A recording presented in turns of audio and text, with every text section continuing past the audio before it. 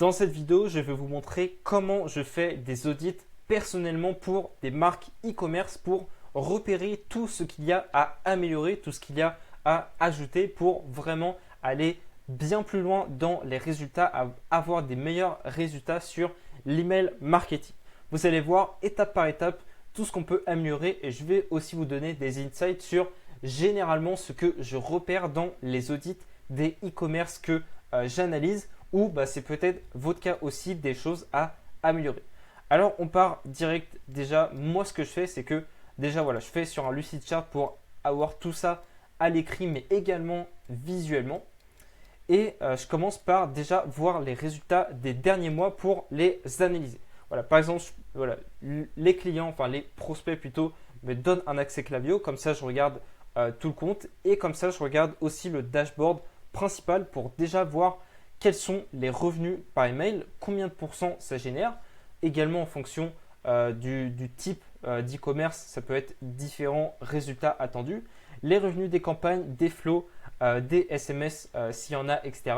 Pour déjà voir ici des tendances. Là, par exemple, pour cet e-commerce, le gros problème, c'était ici les newsletters où en fait c'était quasiment que des flows et les campagnes en fait ils n'en faisaient quasiment aucune. Donc là, ça nous dit déjà une grande chose sur l'audit. Ensuite, tout simplement dans un premier temps, c'est les paramètres Klaviyo.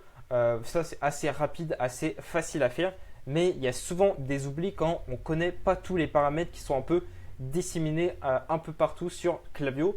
Généralement, ce que je remarque comme erreur, c'est le double opt-in. Donc, quand une personne s'inscrit, c'est le fait d'avoir un email de confirmation qui va s'envoyer, qui va demander de cliquer sur un bouton avant pour que la personne confirme bien son inscription. Mais ça, généralement, je ne le recommande pas parce qu'en fait, on va nous-mêmes faire des nettoyages de listes qui permettent de garder une liste clean. Donc, ça, ce n'est pas vraiment utile.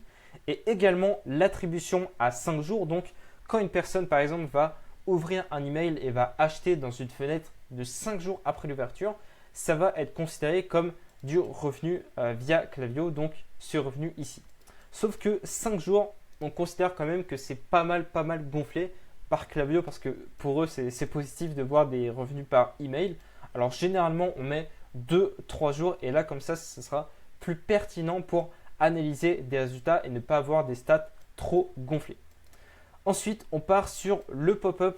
Ok, il y a des newsletters, des flows, etc. Mais la base des bases, c'est ça pour récolter l'email et qui ensuite va servir à envoyer des emails. Du coup, déjà, dans un premier temps, c'est analyser le pop-up, mais analyser l'offre. Qu'est-ce que ça donne? 5, 10, 15% de réduction, cadeau offert, livraison offert, etc. Déjà, c'est ça qui va permettre d'avoir une grosse partie des résultats du pop-up. Si un pop-up fait, je sais pas, 8%, une grande partie sera grâce à l'offre. Et justement, inversement, si le pop-up fait assez peu de conversion, ça sera également à cause de l'offre.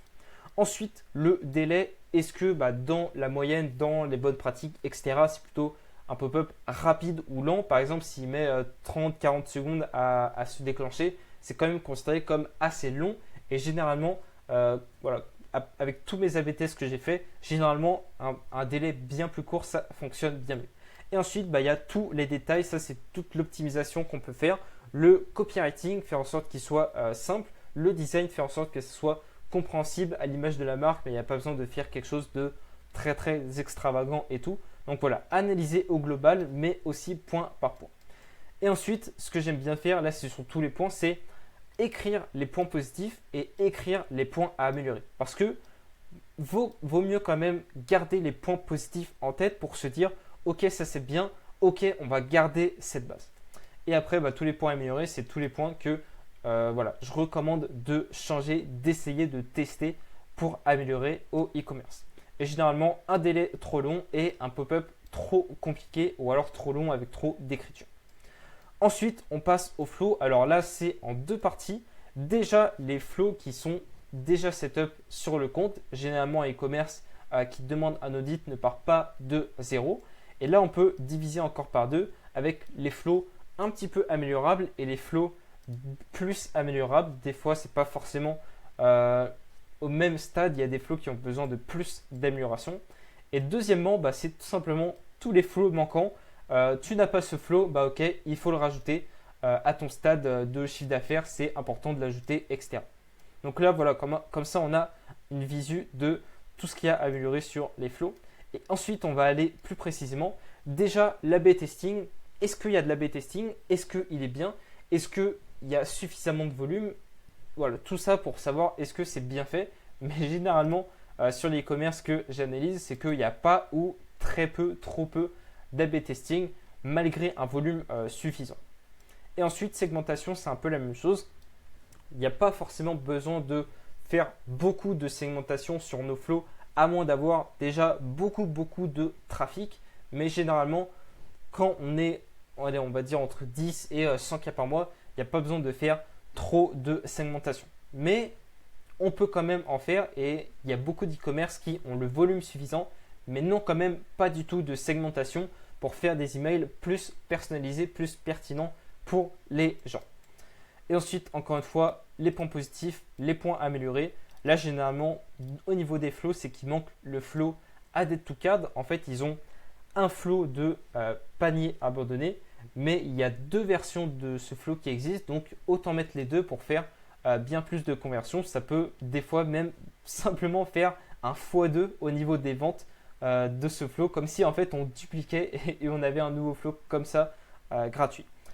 Et aussi que les gens les e-commerce ont généralement les flows principaux, mais généralement avec pas un super copywriting, pas un super design, pas des super sujets, etc. Donc également améliorer l'existant.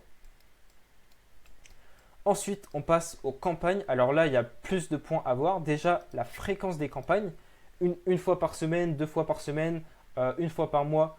Voilà, simplement en fonction du trafic, de la base, du type d'e-commerce, etc. C'est un peu un mélange de plein de facteurs qui peut nous déterminer à peu près quelle serait une bonne fréquence. Et généralement, les commerces, soit ils envoient trop peu, vraiment ceux qui ont peur en fait de déranger, soit il y en a qui on envoie trop et vont plutôt ici lasser la liste. Donc c'est important de trouver un juste milieu.